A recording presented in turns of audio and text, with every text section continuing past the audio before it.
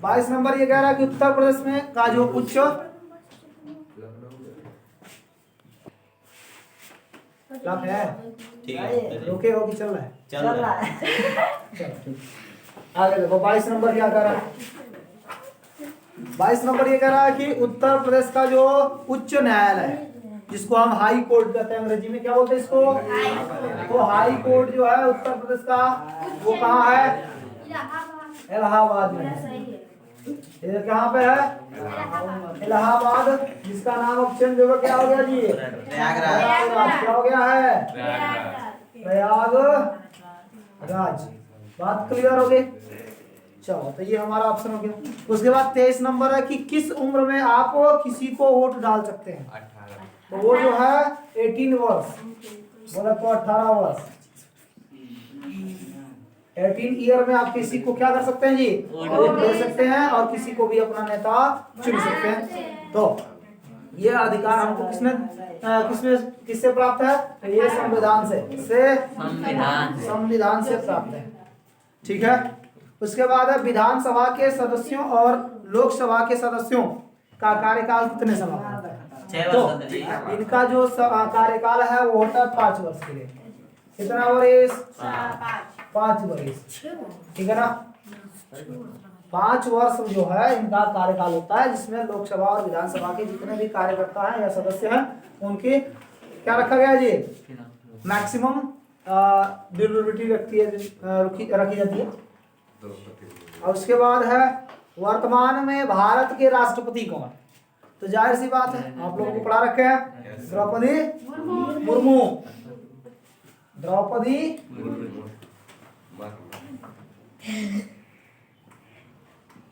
द्रौपदी मुर्मू ये हमारे क्या है? राष्ट्रपति। हाँ, राष्ट्रपति हैं। और ये आदिवासी जनजाति से, किस जनजाति से? आदिवासी जनजाति से है। ठीक है ना? तो ये सबसे पहली महिला है जो आदिवासी जनजाति से क्या है? राष्ट्रपति के पद पर तैनात है। चलो आगे देखते हैं कि भारत के संविधान को बनाने में सबसे महत्वपूर्ण योगदान किसका रहा? तो ये सबसे महत्वपूर्ण योगदान रहा doctor B.R. Ambedkar. Doctor B.R. Ambedkar. ठीक है, डॉक्टर B.R. अम्बेडकर है, डॉक्टर भीमराव अम्बेडकर। उसके बाद नेक्स्ट है 27 नंबर की राष्ट्रगीत के रचयिता कौन? तो राष्ट्रगीत और राष्ट्रगान में अंतर है। एक है नेशनल सॉन्ग और एक है नेशनल एंथम। तो नेशनल सॉन्ग की जो है वो है बंकिम चंद्र चटर्जी। कौन है? बंकिम चंद्र चटर्जी। और नेशनल एंथम के कौन है? रविंद्रनाथ टैगोर।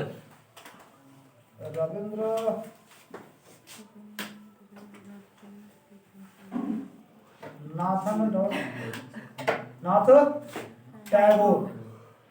ठीक है, टैगोर साहब ने सिर्फ यहाँ का ही नहीं, जनगण मन ही नहीं लिखा, वहाँ इन्होंने जो है बांग्लादेश यानी कि जो हमारा है उसका भी सॉन्ग इन्होंने ही लिखा है। ठीक है ना?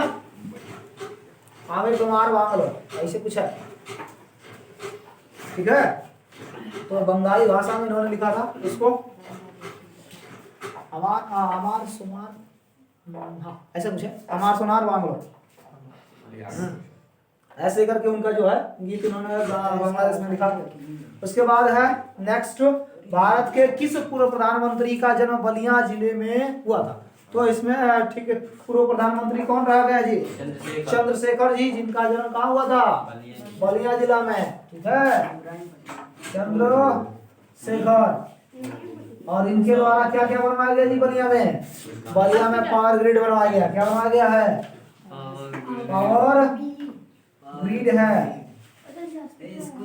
ठीक है, साथ में एक हॉस्पिटल भी है। क्या खोला गया इनके नाम से? हॉस्पिटल, जो कि इब्राहिमपट्टी बलिया में स्थित है और इस समय जननायक हॉस्पिटल के नाम से है, जो कैंसर अस्पताल के लिए खुला गया है। ठीक है, उसके बाद और क्या है? इन्होंने मंदिर भी बनवा रखा है। इसका कहाँ पर? इब्राहिमपट्टी बलिया में ही मंदिर। ये रहा मंगल। ठीक है ना। तो इन्होंने बहुत काम किया था अपने चंद्रशेखर जी जब प्रधानमंत्री के पद पर थे तब। ठीक है। तो ये किस जिले से है? हाँ, मंगल पांडे भी किस जिले से है? हाँ, मंगल पांडे। चलो, मंगल पांडे सबसे पहले विरोध करने वाले, यानी कि अंग्रेजों के पहले अंग्रेजों से विरोध करने वाले क्या थे जी? पांडे। मंगल पांडे क्या है? बलिया जिला के हैं। इन्होंने उस समय क्या होता था कि बंदूक के अंदर जो कारतूस लगते थे उसमें जो है सुअर और जो अन्य जानवर हैं उनके चमड़ी का प्रयोग करता था, और ये लोग उसका विरोध किए थे सबसे पहले। तो सबसे पहले किसने? मंगल पांडे, जो कि बलिया जिला के हैं, उन्होंने विरोध किया था।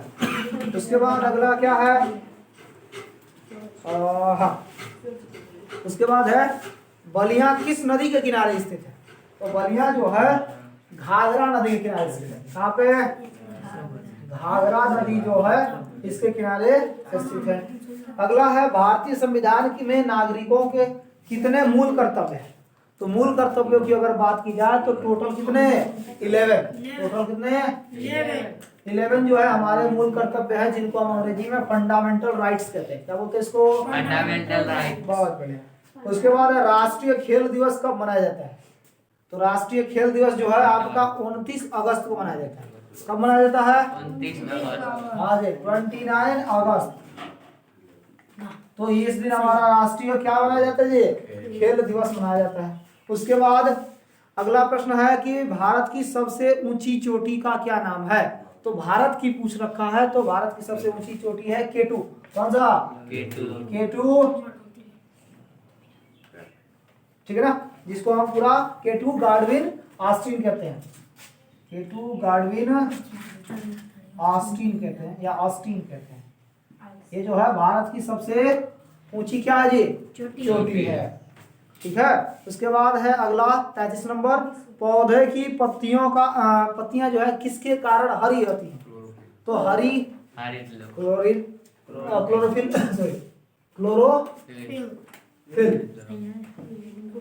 इसको पढ़ा रखे हैं जब आप लोग को हमने फोटोसिंथेसिस पढ़ाया था, तो उस कंडीशन में हमने बताया था। ठीक।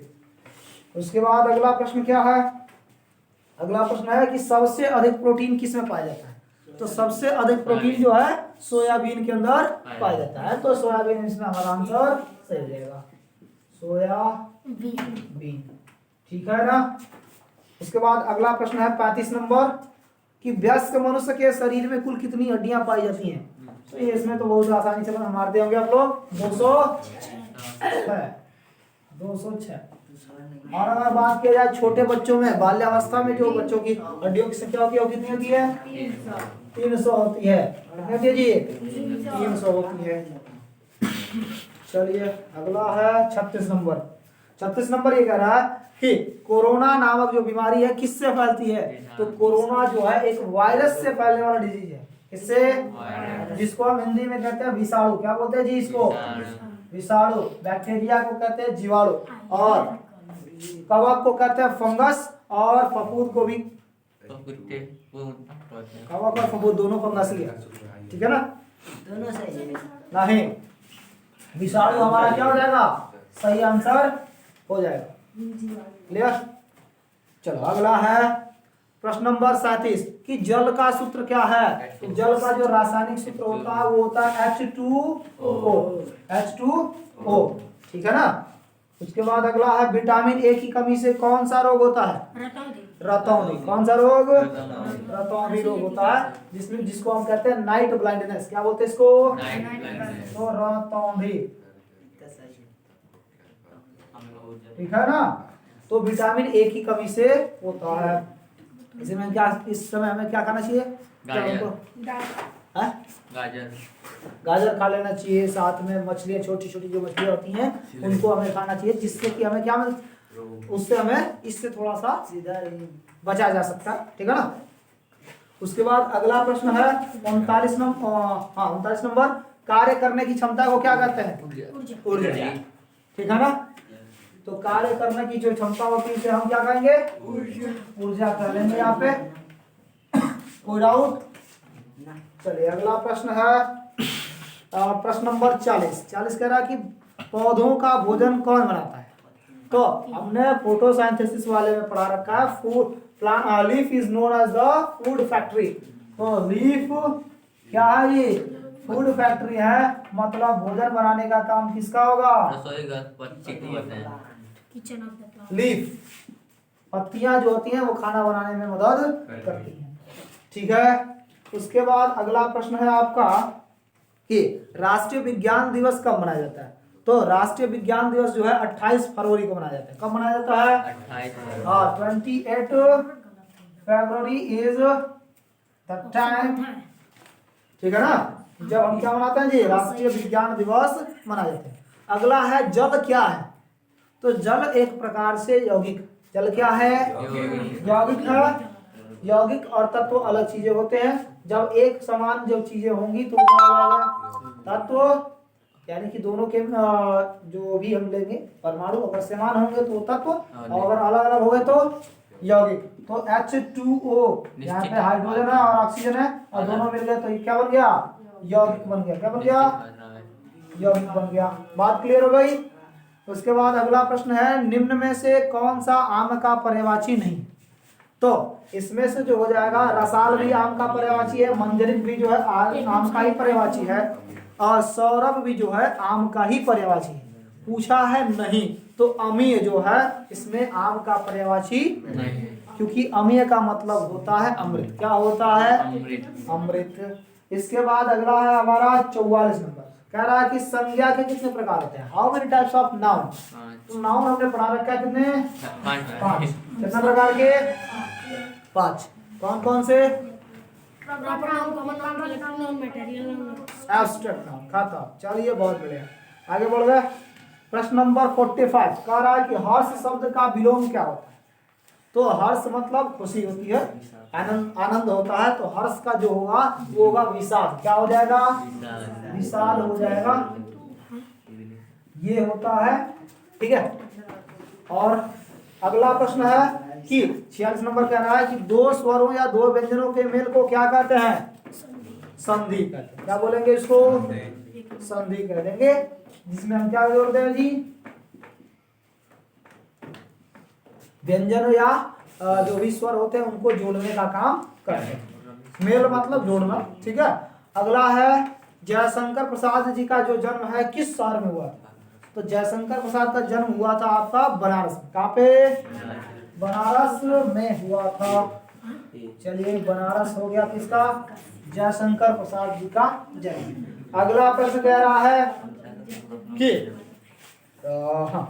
48 नंबर, निम्न में से कौन सा शब्द शुद्ध लिखा गया है? तो कवित्री होता है। कवि का जो कवि क्या है? कवि जो है ये हमारे हैं पुरुष, और इसका जो होता है स्त्रीलिंग या पुल्लिंग हो गया ये, और इसका स्त्रीलिंग होता है कवयित्री। क्या होता है? कवयित्री होता है। ठीक है ना? सही, कवयित्री होता है। ठीक है ना? तो यहाँ पर कवयित्री जो ऑप्शन होगा वो सही हो जाएगा। ठीक है, उसके बाद यह है कि कनक कनकते 100 गुनी। अच्छा रुकिए, प्रश्न नंबर 50 देख लेते हैं। कह रहा है कि वायुमंडल में कौन सी गैस सबसे अधिक मात्रा में पाई जाती है? तो सबसे अधिक जो गैस है वो होती है नाइट्रोजन। वायुमंडल में कितना परसेंट है जी नाइट्रोजन? 78। नाइट्रोजन जो है वो है 78% जो है ये क्या है? हमारा नाइट्रोजन है। और अगर हम बात करें ऑक्सीजन की तो ये है 21%। लेकिन ये तो वायुमंडल में पूछ दिया। जब भी तुमसे पूछेगी पृथ्वी पर सबसे अधिक गैस कौन सी है तो क्या बताएंगे? ऑक्सीजन। क्या बताएंगे? चलिए, ऑक्सीजन हो जाएगी। तो वायुमंडल में और इसमें क्या हो जाएगा? अंतर। ठीक।